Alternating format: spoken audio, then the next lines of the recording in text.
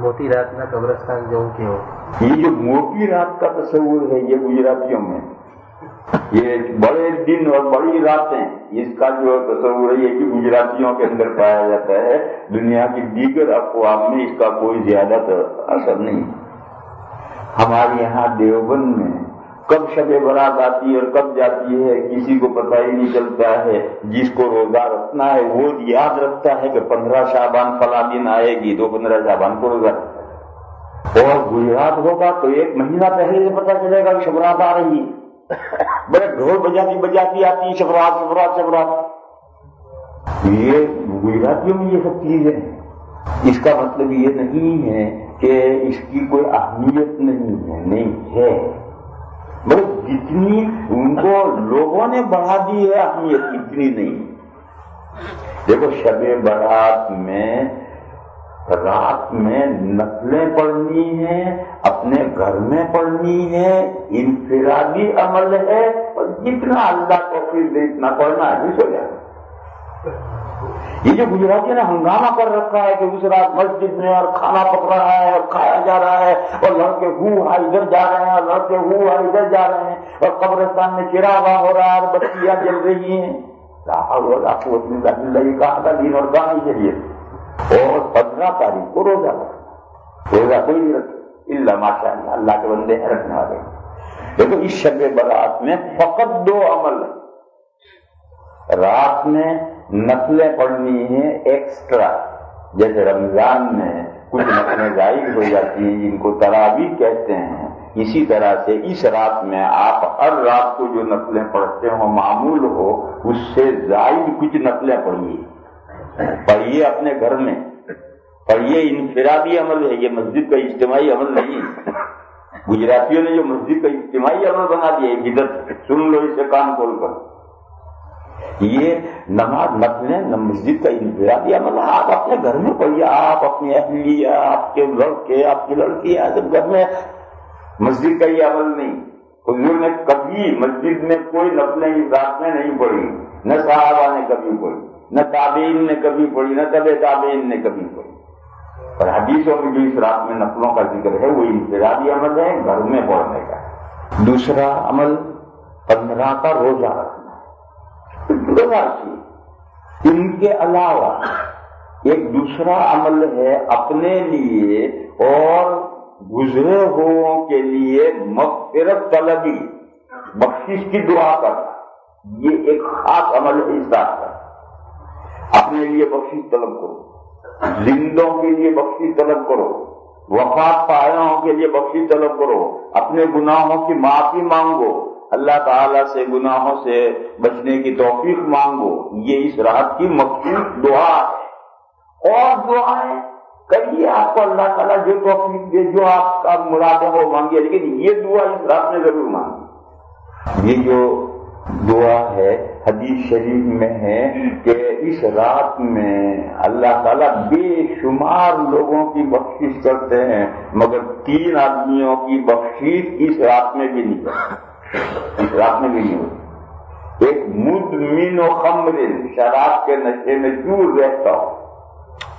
شراب کے نشے میں دور رہنے کا مطلب یہ ہے، بعض لوگ سگریٹ پیتے ہیں، ابھی پہلی سگریٹ ختم ہوئی اسے بجھائی اور اگلی نکال کر سور دے کے جلائی، وہ ختم ہوئی تو اگلی تیسری جلائی، یا 2-4 منٹ بیچ میں فاصلہ ہو جائے وہ کوئی فاصلہ نہیں۔ بعض لوگ پان کھاتے ہیں، منہ میں ختم ہوا وہ تھوکا اور اگلا چیز لگایا منہ میں چھوڑا، یا تھوڑا سا 2-4 منٹ رہ گئے، یہ کوئی فاصلہ نہیں۔ آنکھ سوتا ہے، جب آنکھ کھلتی ہے انڈیا سے پانی منہ میں رکھ ہے۔ ایسے ہی ہیں پان کے کھانے والے بھی، ایسا ہی شرابی ہوتے ہیں جو شراب کے نشے میں دھت رہتے ہیں، ایک کا نشہ اترا تو اگلی بھی چڑھائی۔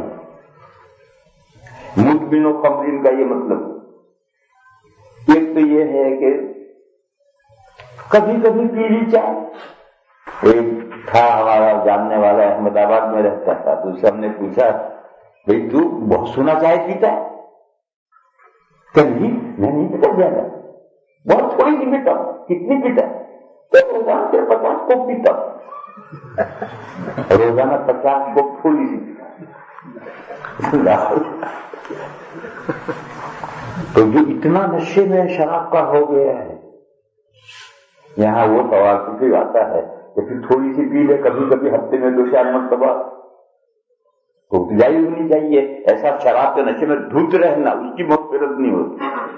اس کا جواب وہی ہے جو بتایا تھا کہ اللہ نے فرمایا کہ وہ لوگ جو ایمان لائے ہو، سود مت کھاؤ 2 چند کر کے، اب آپ مضاعفتن میں۔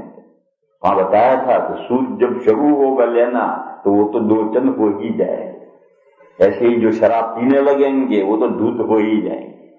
آج کل درخت ہیروئن وغیرہ لوگ جو لینا شروع ہوتے ہیں، اتنا لیا کہ بس زندگی میں بڑھتے بڑھتے بڑھتے پھنس گئے، اب ہر وقت وہ نشے ہی میں رہتے ہیں۔ اور کوئی کنٹرول کر لے تو کوئی ایک بعض لوگ ہوتے ہیں جو کسی وجہ سے کنٹرول کر لیتے ہیں، بعض سے عام طور پر لوگ کنٹرول نہیں کر پاتے، جو ان نشوں میں پھنس جاتا ہے وہ گیا۔ تو اس لیے چاہے ہر وقت دھوت رہے، چاہے کبھی کبھی نشہ کرے، اس نشہ کرنے والے کی اس رات میں بخشش نہیں ہوتی۔ تیسرا قاطع رحم، خاندان سے کٹ آف، تعلقات خراب، بھائی سے خراب، چچا سے خراب، باپ سے خراب، بیٹے سے خراب، اور اس کی کوئی شرعی بنیاد نہ ہو۔ اگر تعلقات ہم نے توڑے ہیں شرعی بنیاد ہے، اللہ کے حکم سے ہم نے تعلقات توڑے ہیں، وہ مستثنا ہے، اور وہ توڑنا ضروری ہے۔ ہم جو وطروں میں دعائے قنوت پڑھتے ہیں تو ہمیشہ ایک جملہ پڑھتے ہیں، وَنَتْرُكُ مَن يَفْجُرُكَ، خدایا جو آپ کے احکام کی خلاف ورزی کرتا ہے ہمارا اسے بائیکاٹ۔ وَنَتْرُكُ مَن يَفْجُرُكَ، روزانہ ایک مرتبہ پڑھتے ہیں اور کوئی بائیکاٹ نہیں کرتا۔ بیٹا بدکار ہے، باپ کا تعلق، باپ بدکار ہے، بیٹے کا تعلق، بھائی بدکار ہے، اس سے تعلق ہے، وہ رکھتے ہیں، رکھنا ضروری کہتے ہیں۔ حالانکہ روزانہ ایک پڑھتے ہیں کہ نَتْرُكُ مَن يَفْجُرُكَ، خدا ہے جو آپ کے احکام کی خلاف ورزی کرتا ہے ہمارا اسے کوئی تعلق نہیں، ہم اسے بے تعلق ہیں۔ تو یہ اگر شرعی بنیاد پر اگر ترک تعلق ہے وہ ضروری ہے اور جائز ہے۔ حدیث شریف میں ہے من احب للہ وابغض للہ واعطى للہ ومنع للہ فقد استكمل الایمان۔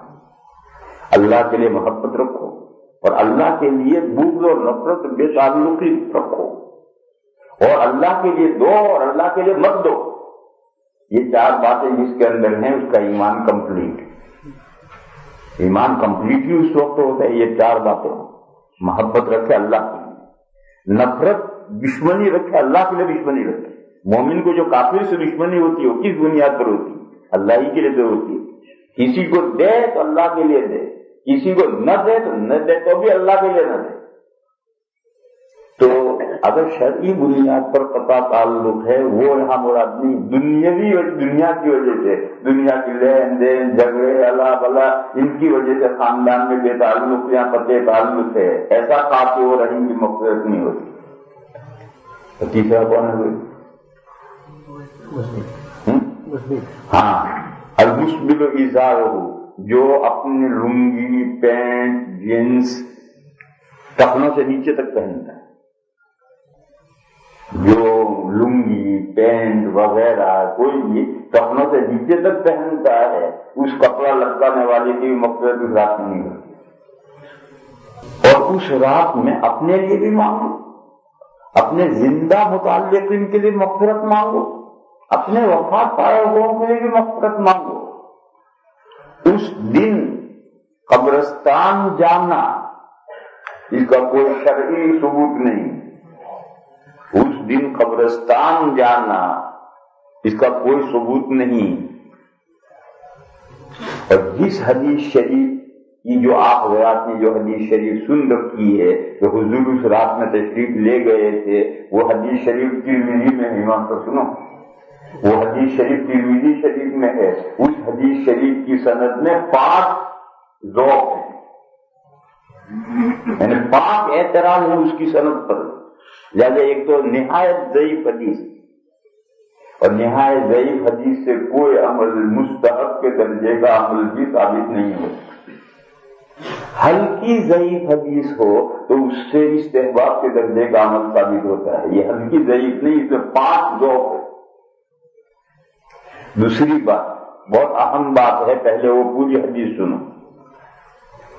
ایک دن حضور تشریف لائے عشاء کے بعد، اور عشاء کے بعد حضور حضرت عائشہ صدیقہ کے ساتھ دونوں ایک ساتھ لیٹ گئے جیسے میاں بیوی لیٹتے. کچھ وقت کے بعد حضور بستر میں سے نکلے، اور نکلنے کا انداز چپکے سے کھسک کر نکلے. حضرت عائشہ ابھی پوری سوئی نہیں تھی، سونا جگنے کے درمیان تھی. جب حضور چپکے سے کھسکے تو حضرت عائشہ کی آنکھ کھلی، تو ان کو شبہ ہوا کہ حضور اس طرح سے چپکے سے کیوں کھسک کر کے بستر میں سے نکل رہے. خیر حضور نکلے، پھر آہستہ سے دروازہ کھولا اور آہستہ سے دروازہ بند کیا. اس میں اور شبہ ہوا کہ یہ آہستہ سے چپکے سے کیوں ہو رہا ہے، اور حضور چلے گئے. حضرت عائشہ کے ذہن میں خیال پیدا ہوا، بدگمانی پیدا ہوئی کہ حضور اپنی کسی دوسری بیوی صاحبہ کے تشریف لے گئے، اور یہ جائز نہیں. اگر 2 یا زیادہ بیویاں ہیں تو جس کی باری ہوگی اس رات میں دوسری بیوی سے صحبت کرنا جائز نہیں. مسئلہ ہے جس کی باری ہے اس رات میں اسی سے، اور اگر دوسری بیوی سے صحبت کرنی ہے تو جس کی باری ہے اس بیوی سے اجازت لے کر جائے. تو اب حضرت عائشہ کی باری ہے. اس دن اگر حضور کو دوسری بیوی صاحبہ کے یہاں تشریف لے جانا ہے تو حضرت عائشہ سے اجازت لینی، اور چپکے سے نکل کر جانا اور دوسری بیوی صاحبہ کے پاس میرے شرن جائز نہیں. تو یہ شبہ ہوا انہیں کہ حضور جو چپکے سے جا رہے ہیں تو دوسری بیوی صاحبہ کے یہاں جا رہے ہیں. تو انہوں نے وہ بھی پیچھے سے نکلی اور دروازہ کھولا، یہ دیکھنے کے لیے کہ حضور کون سی بیوی صاحبہ کے یہاں گھر میں کمرے میں داخل ہو رہے ہیں. اب جو انہوں نے دروازہ کھولا تو حضور تو مسجد سے باہر نکل رہے ہیں.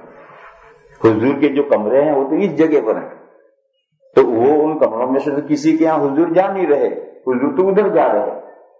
تو ان کو شبہ ہوا کہ حضور کہاں جا رہے. اب شبہ نہیں، اب تو ایک خیال پیدا ہوا کہ بھائی باہر کہاں جا رہے. خیر حضور تو باہر نکل گئے. اب یہ بھی مسجد پوری کراس کر کے حضرت عائشہ بھی باہر نکلی. رات ہے 15ویں رات شب اس کی شعبان کی، اس کو چاند مون فل ہوتا ہے تو پوری روشنی ہے. وہاں عرب میں بادل تو ہوتے نہیں. جب وہ مسجد سے باہر گئی تو حضور قبرستان کے قریب پہنچ چکے. وہاں مدینہ سے مسجد نبوی سے قبرستان اتنا ہی سمجھو جتنا یہاں سے تاج محل بھائی. تو وہاں کھڑی کھڑی دیکھتی رہی. حضور قبرستان میں گئے، دیر تک وہاں ٹھہرے رہے. کیا کیا اللہ جانے. حضرت عائشہ یہیں باہر کھڑی رہی. پھر جب حضور قبرستان سے فارغ ہو کر واپس لوٹے تو چاند کی روشنی میں نظر آ رہا ہے. تو حضرت عائشہ فوراً مسجد میں داخل ہو، اور مسجد میں داخل ہو کر کے آ کر اپنے کمرے میں آ کر کے یاد ہو کے لیٹ گئے.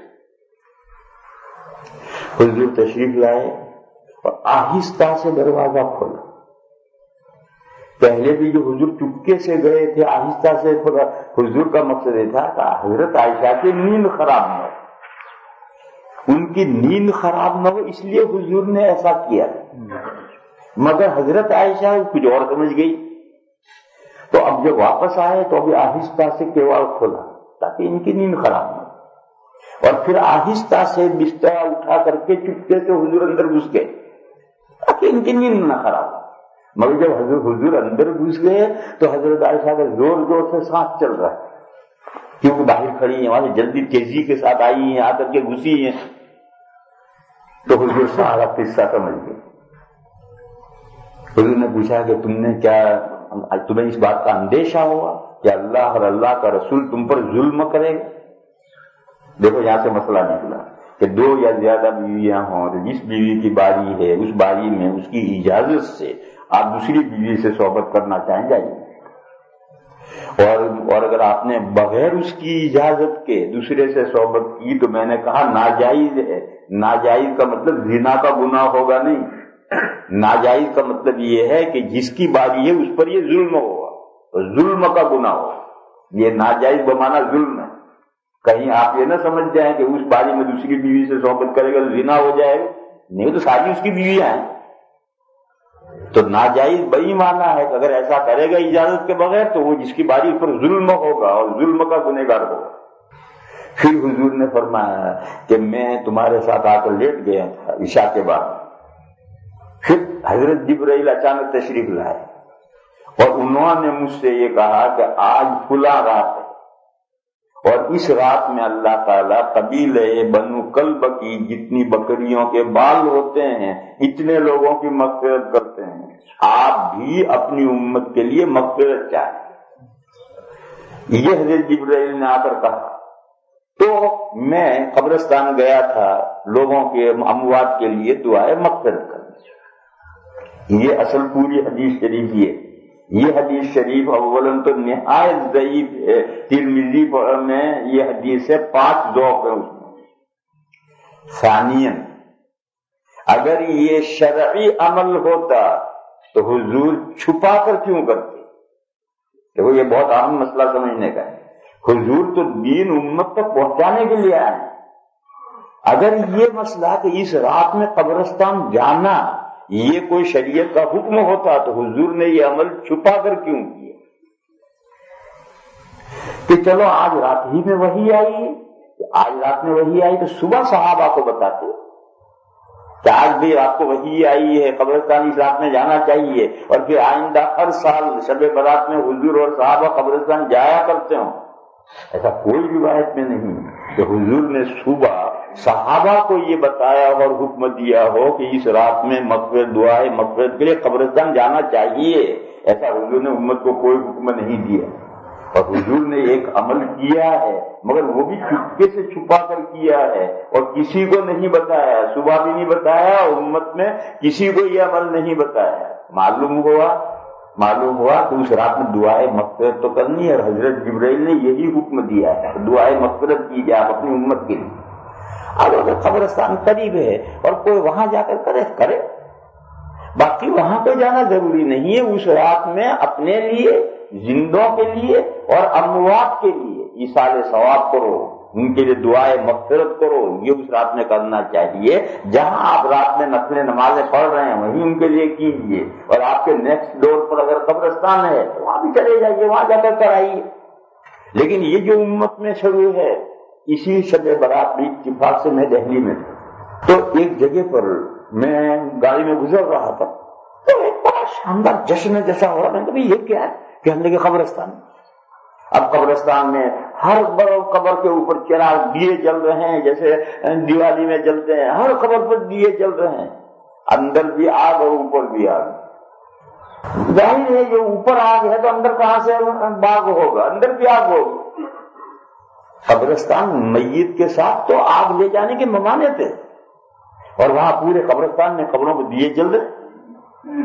तो मेरे भाइयों ये जो उम्मत में चल रहा है ये कोई शरीयत का अमल नहीं। इस रात में आप नफलें पढ़िए, इनफिरादी अमल। आप जाने, आपके घर के बच्चे बीवियां जाने, पड़ोसी को नहीं मालूम है कि आपके घर में क्या इबादत हो रही। सुबह आप रोजा रखें और उस रात में अपने लिए, जिंदों के लिए, अपने बुजुर्गों के लिए जो इंतकाल कर गए सबके लिए मग़फ़िरत तलब कीजिए, सदका कीजिए उनकी दुआ के लिए, और रात में ये मग़फ़िरत तलबी घर में कीजिए। और अगर कोई कब्रिस्तान करीब है तो इत्तिफाकन चला जाए तो गुंजाइश है, बाकी इस रात में कब्रिस्तान जाने का हुजूर ने कोई हुक्म नहीं दिया है और हुजूर का ये अमल हुजूर ने चुपके से किया है।